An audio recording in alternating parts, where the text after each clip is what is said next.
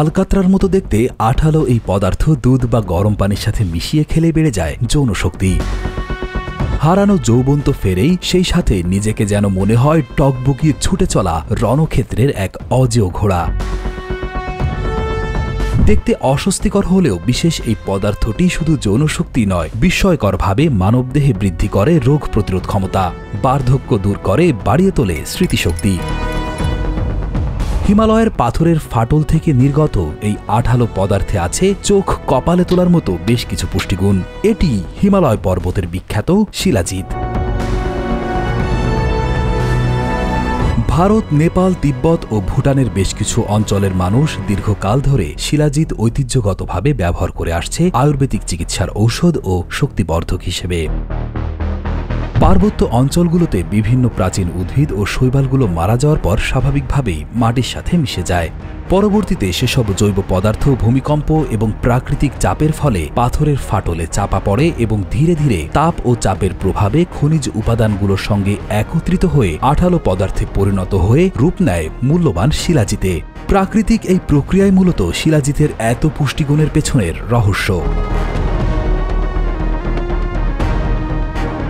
শিলাজিতের মূল উপাদান fulvic acid, trace elements, dehydrated জৈব উপাদান, amino acid, iron, magnesium, calcium, zinc ও সিলিকনের মতো আরও অনেক পুষ্টিগুণ সম্পন্ন খনিজ উপাদান। অনেকেই মনে করেন সব রোগের ঔষধ এই শিলাজিৎ, এটি খেলেই সেরে যায় যাবতীয় রোগ।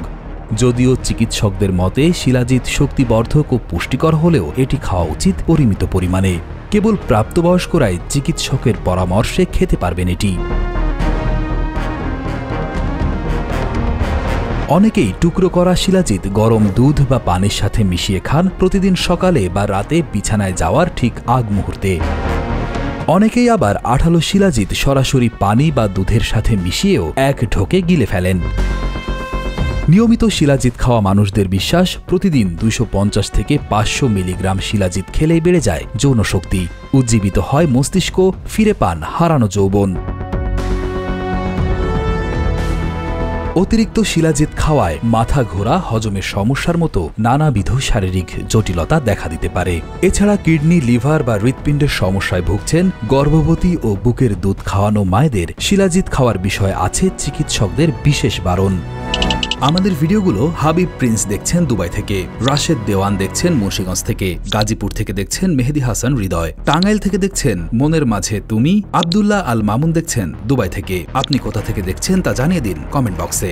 ভারত, পাকিস্তান, ভুটান ও নেপালে শিলাজিতের ব্যবহার বেশি থাকলেও বাংলাদেশে তা পাওয়া যায় খুব সামান্যই। প্যাকেজিং ও পরিমাণ ভেদে দেশের বাজারে শিলাজিৎ পাওয়া যায় 500 থেকে 2000 টাকার মধ্যেই। তবে আসল শিলাজিতের নামে ভেজাল ও নকল পণ্য বিক্রি করেন অনেক অসাধু ব্যবসায়ী। খাঁটি শিলাজিৎ মূলত চাপ দিলেই আঠার মতো লেগে থাকে হাতে। গরম পানি বা দুধের সাথে মেশানোর সাথে সাথেই দ্রবীভূত হয়ে যায় এবং খাওয়ার সময়ও নাকে পাওয়া যায় পোড়া পাথরের গন্ধ।